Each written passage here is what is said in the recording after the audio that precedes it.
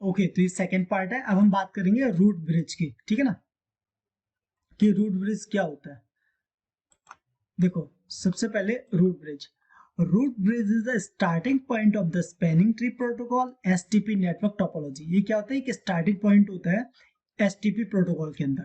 मैं ये जो आपको एसटीपी प्रोटोकॉल पढ़ा रहा हूँ, एसटीपी के बारे में जो बता रहा हूँ, ये कहीं कॉन्फ़िगर करना नहीं होता है। ये बेसिकली क्या होता है, ये एक थ्योरी है जो आपको समझने के लिए होती है। क्योंकि इंटरव्यू में क्या होता है, एक इंटरव्यू ने बोला, एक ऐसे आपका लगा दिया कि एक ये स्विच है, एक ये स्विच है और एक ये स्विच है, ठीक है ना, ये तीनों आपस में कनेक्ट है। अब इसमें से बताओ कौन सा रूट पोर्ट होगा, रूट ब्रिज होगा, कौन सा रूट ब्रिज होगा, कैसे आप बताओगे, है ना। उसने तो बता दिया, उस आपको कैसे पता चलना चाहिए, कैसे पता करना है ये कि ये वाला इसका ये कौन सा पोर्ट इसमें से ब्लॉक होगा, आप कैसे बता सकते हो कौन सा पोर्ट ब्लॉक होगा, है ना। तो आपको दो चीजें पता होनी चाहिए कि कौन सा पोर्ट रूट ब्रिज है। अगर रूट ब्रिज है तो रूट ब्रिज के क्या होता है, रूट ब्रिज के दोनों पोर्ट या दोनों साइड कोई भी लिंक ब्लॉक नहीं होता। अगर ये रूट ब्रिज है, ये वाला अगर आप सपोज करो ये रूट ब्रिज है, तो इसका ये लिंक, ये लिंक, ये लिंक और ये लिंक ये ब्लॉक नहीं होंगे। इन दोनों में से कोई एक लिंक ब्लॉक होगा, या तो ये हो सकता है या तो ये हो सकता है। ये आप समझ लेना, ठीक है ना। चलो आगे बढ़ते हैं, एक बार मैं इसे रिमूव कर दूं।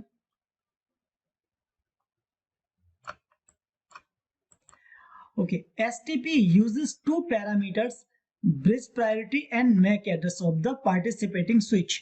ये क्या करते हैं बेसिकली, जब भी इनका इलेक्शन होता है, जब भी ये पार्टिसिपेट करते हैं ब्रिज प्रायोरिटी रूट ब्रिज के लिए, तो क्या देखते हैं, ये दो चीजें देखते हैं, ब्रिज प्रायोरिटी और MAC address. A Cisco switch that has a lowest bridge priority value is elected as a root bridge. Second, if bridge priority is same in all switches, switch which is has lowest MAC address elected. इसका मतलब क्या हुआ, देखो, अगर एक switch है उसकी bridge priority है, सबसे कम जो लोएस्ट ब्रिज प्रायोरिटी होगी वो बनेगा रूट ब्रिज। अगर रूट दोनों की ब्रिज प्रायोरिटी सेम हुई, जैसे कि मैंने अभी बताया था, ब्रिज प्रायोरिटी सेम हुई, तो क्या देखा जाएगा, फिर देखा जाएगा आपका लोएस्ट मैक एड्रेस। तो मैं आपको एक बार दिखा देता हूँ इसे, ठीक है, जैसे कि मैंने यहाँ लिखा। अब इनकी प्रायोरिटी क्या है, आपको मैंने अभी बताया था इनकी प्रायोरिटी क्या है, तो एक बार चेक कर लेते हैं। प्रायोरिटी, ये देखो, ये होती है इनकी प्रायोरिटी, कितनी है, 32769, ठीक है। तीनों की प्रायोरिटी अगर आप चेक करेंगे, इसकी भी चेक कर लो, 32769, इसकी भी चेक कर लेते हैं, 32769। तो क्या आपको देखा कि तीनों की प्रायोरिटी सेम है, तो कौन सा रूट ब्रिज बनेगा, है ना, root port sorry, root bridge कौन सा बनेगा, तीनों की प्रायोरिटी तो सेम ही है। तो इस सिचुएशन में क्या होगा, इस सिचुएशन में देखा जाएगा लोएस्ट मैक एड्रेस किसका है। तो यहाँ पे ये देखो, अब लोएस्ट मैक एड्रेस चेक करो, किसका लोएस्ट मैक एड्रेस है। यहाँ देखो 0001, यहाँ पे 006 और 0002। तो लोएस्ट मैक एड्रेस किसका हुआ, इसका, इसका लोएस्ट मैक एड्रेस हुआ ना, क्योंकि जो मैक एड्रेस होता है वो किसमें होता है, हेक्साडेसिमल में, है ना। हेक्साडेसिमल में होता है, हेक्साडेसिमल आपको पता ही है, 1 2 3 4 5 6 7 8 9, देन ABCDEF यहाँ तक होता है। आपको नहीं पता हो तो एक बार मेरा आईपी एड्रेस का वीडियो चेक कर लेना, उसमें आपको बताया है कि बाइनरी और हेक्साडेसिमल कैसे लिखे जाते हैं और क्या होता है। जो ये हेक्साडेसिमल में, तो हेक्साडेसिमल हमेशा किस में लिखा जाता है, मैं यहाँ पे बता देता हूँ आपको। जो भी हमारा हेक्साडेसिमल होता है वो लिखा जाता है 1 2 3 4 5 6 7 8 9, then A B C D और F। जो A होता है, A की वैल्यू होती है 10, ठीक है, B की 11, C की 12, D की 13, F की 14, ठीक है ना। तो कितना हो गया, 9 10 11 12 13 14, ठीक है ना, यहाँ तक होता है 10 11 12 13 14 F तक होता है हमारा। तो ये हमारा होता है हेक्साडेसिमल, और बाइनरी को आपको पता ही होगा 0101 की फॉर्म में लिखा होता है, ठीक है। तो एक बार इसे रिमूव करता हूँ। तो जो मैक एड्रेस होता है वो हेक्साडेसिमल की फॉर्म में होता है। मैंने मैक एड्रेस वाला जो आपका डिवाइसेस वाला होगा, आप CCNA स्टार्टिंग में देखना, उसके अंदर भी मैंने बताया था कि आपको कैसे मैक एड्रेस आपको लिखा जाता है। स्टार्टिंग की डिजिट कंपनी को डिनोट करते हैं, देन उसके बाद आईडी को डिनोट करते हैं। ये सारी चीजें मैंने आपको ऑलरेडी बता रखी है, ठीक है ना। तो अब इसमें क्या होगा, इसमें जिसकी लोएस्ट प्रायोरिटी होगी और लोएस्ट मैक एड्रेस होगा वो बन जाएगा रूट ब्रिज, ठीक है ना।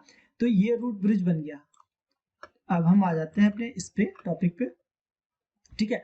Bye default the bridge priority और switch priority value is set 32768 in Cisco switch, ठीक है। बाय डिफॉल्ट इसकी जो वैल्यू होती है वो होती है 232768, और जो भी 1 इंक्लूड होता है वो होता है बिलियन नंबर, तो 32769 हो जाती है। 32769 ये आपको स्विच जो भी आपका सिस्को का होगा बाय डिफॉल्ट जिसमें बिलियन 1 आती है उसमें ये वैल्यू होगी, ठीक है।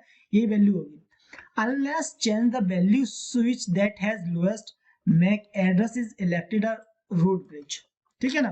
तब तक इसकी वैल्यू चेंज नहीं होगी।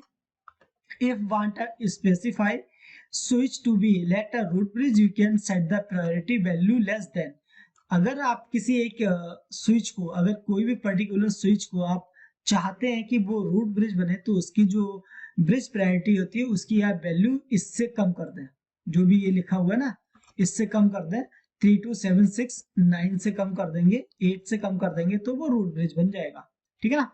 Election process of the root bridge happen each time when a network change occur, ठीक है। जब भी आपका नेटवर्क चेंज होगा, जब भी आपका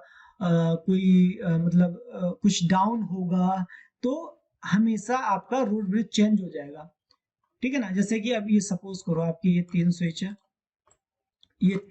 है, अभी ये आपस में कनेक्ट है, ये है आपका रूट ब्रिज, ठीक है। अगर बाई चांस ये डाउन हो गया, कुछ इश्यू आ गया तो रूट ब्रिज आपका ये हो सकता है या ये हो सकता है ना। अगर इन दोनों में कोई इश्यू इसमें इश्यू आ गया तो रूट ब्रिज आपका ये हो सकता है, ये हो सकता है।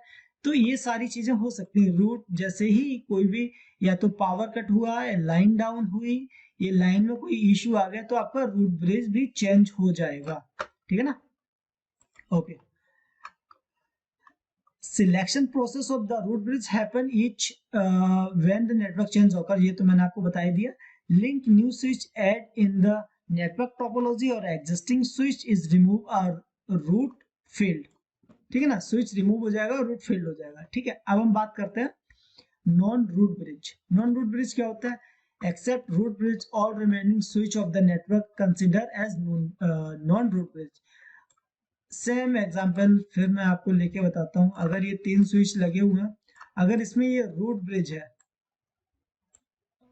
ये रूट ब्रिज है, तो ये दोनों क्या होंगे, नॉन रूट ब्रिज। यही बता रहा है, non root bridge receive update from the root bridge and update their HTTP database. ये क्या करता है, रूट ब्रिज जो होता है, जो नॉन रूट ब्रिज होते हैं ये लोग इंफॉर्मेशन लेंगे, अपडेट लेंगे कहाँ से, जो आपका रूट ब्रिज होगा, और ये अपने एचटीटीपी डेटाबेस में इसे सेव करके रखते हैं, सेव करेंगे, ठीक है।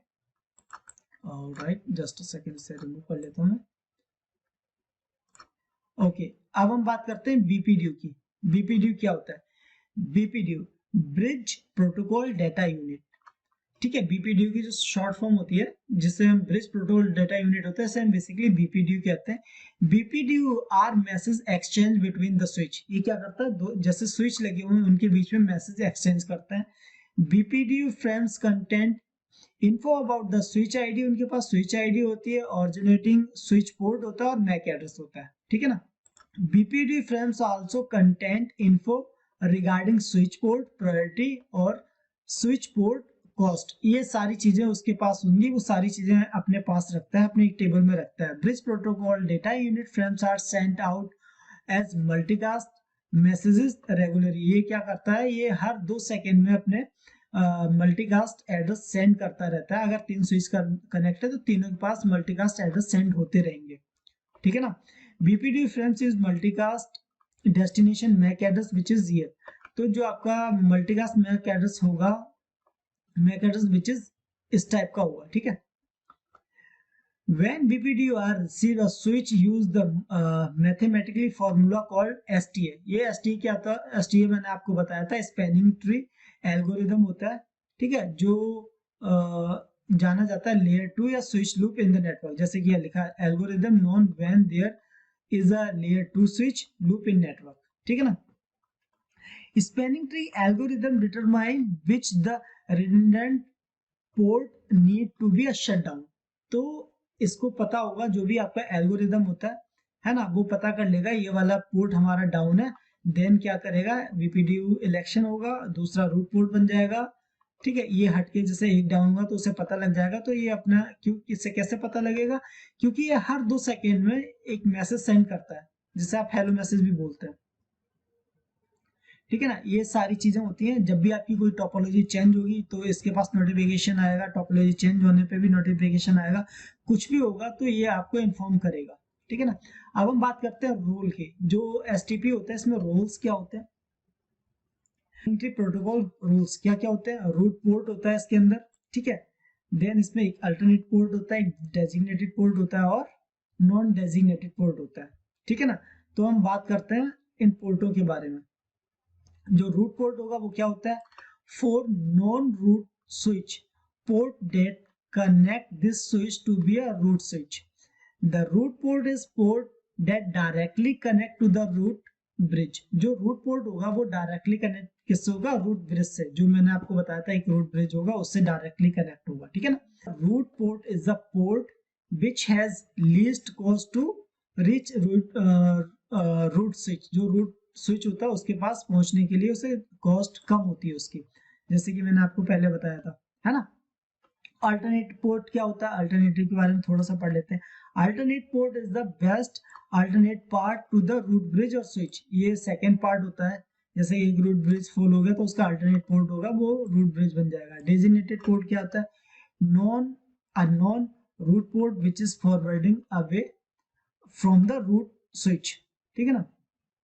तो ये तो आपको बताने की नहीं। डेजिग्नेटेड पोर्ट क्या होता है, designated port has the lowest cost in that Ethernet segment. जो उसमें लोएस्ट कॉस्ट होती है इथरनेट सेगमेंट पे वो होता है switch can be have multiple designated port and mark to the forward port. ये क्या होता है, डेजिग्नेटेड पोर्ट होता है वो सारे फॉरवर्डिंग पोर्ट में होते हैं, मैं आपको दिखा दूंगा अभी। ओके, अब हम बात करते हैं designated port has lowest path cost on particular LAN segment, ठीक है ना। अब हम आ जाते हैं इन स्विच एंड सिस्को स्विच है root port can never be a designated port. जो आपका रूट पोर्ट होता है वो कभी भी डेजिग्नेटेड पोर्ट नहीं हो सकता सिस्को के अंदर, ठीक है। फॉर रूट ब्रिज और switch all switch port are designated. जो भी रूट ब्रिज और स्विच को छोड़ के, और स्विच के लिए जो भी रूट ब्रिज होता है, हाँ, वो सारे आपके डेजिग्नेटेड पोर्ट होते हैं, इनको छोड़कर रूट ब्रिज का। नॉन डेजिग्नेटेड पोर्ट, ठीक है ना। नॉन डेजिग्नेटेड पोर्ट वही होते हैं जो लास्ट में जो पोर्ट बचेंगे वो सारे non designated. Non designated port having higher port cost than the designated port. जो भी आपके डेजिग्नेटेड पोस्ट होते हैं उनसे हायर कॉस्ट होती है उनकी, तो वो आपका नॉन डेजिग्नेटेड पोस्ट होते हैं। Spanning tree protocol mark non designated port as a blocking port. जैसे कि आपको बताया था 2-3 पोर्ट है उनमें से एक ब्लॉक होगा, वो नॉन डेजिग्नेटेड पोर्ट होगा, ठीक है ना। अब हम बात कर लेते हैं spanning tree state. Spanning tree में कौन कौन सी स्टेट होती है, देखो बेसिकली स्पैनिंग ट्री में अभी हम आपको दिखाते हैं एक बार।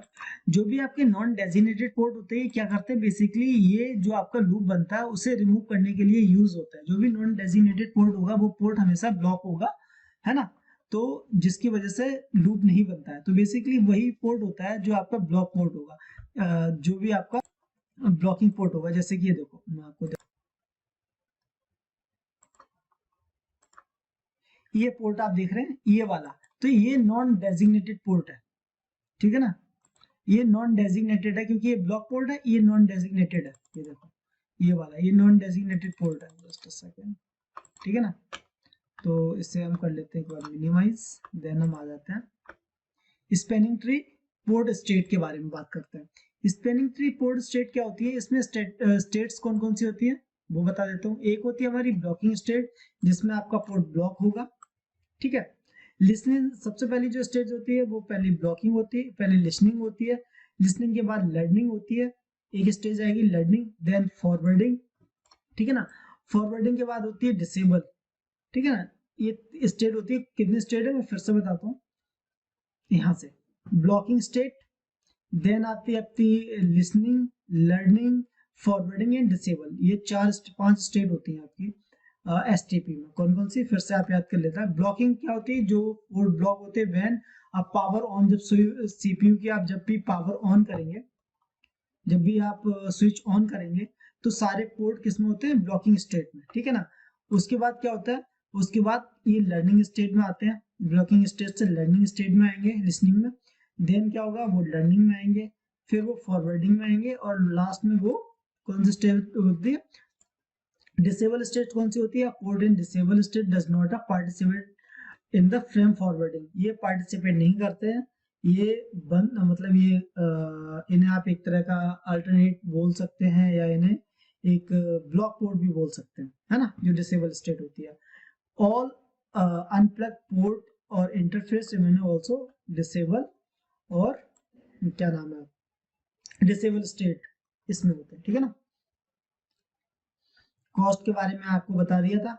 अब ब्रिज जो इलेक्शन होता है वो कैसे होता है, रूट ब्रिज का इलेक्शन जो होगा वो इलेक्शन होता है, सबसे पहले स्टेप देखा जाता है लोएस्ट ब्रिज आईडी किसकी है, जिसकी लोएस्ट ब्रिज आईडी होगी वो रूट ब्रिज बन जाएगा। अगर लोएस्ट ब्रिज आईडी नहीं है, इसमें भी बराबर आ गई सबकी, है ना, तो लोएस्ट पाथ रूट ब्रिज के लिए देखा जाएगा। देन ये भी नहीं होता, then lowest sender bridge ID देखी जाएगी, और fourth lower sender port ID देखी जाएगी। इस बेस पे इलेक्शन होता है। अब यहाँ पे मैंने कुछ कमांड्स लिख रखी है जो चेक करने के लिए, सो स्पैनिंग ट्री बीलेन जो मैं चला रहा था उससे आप चेक कर सकते हैं कौन सा बीलेन है, ठीक है ना। उसमें मतलब क्या समरी है जो अभी आपको मैं चेक करके, इसके अंदर आपको प्रायोरिटी भी दिख जाएगी, मैक एड्रेस दिख जाएगा, है ना, कौन सा रूट ब्रिज है नहीं वो दिख जाएगा। Then spanning tree VLAN 1 hello time change कर सकते हैं, बाय डिफॉल्ट 5 है वो चेंज कर सकते हैं, फॉरवर्डिंग 20 होता है, मैक्सिमम 40 होता है, ये भी चेंज कर सकते हैं, ठीक है ना। स्पैनिंग ट्री मोड पीवीएसटी, ये भी आप पीवीएसटी कोई यूज नहीं करता।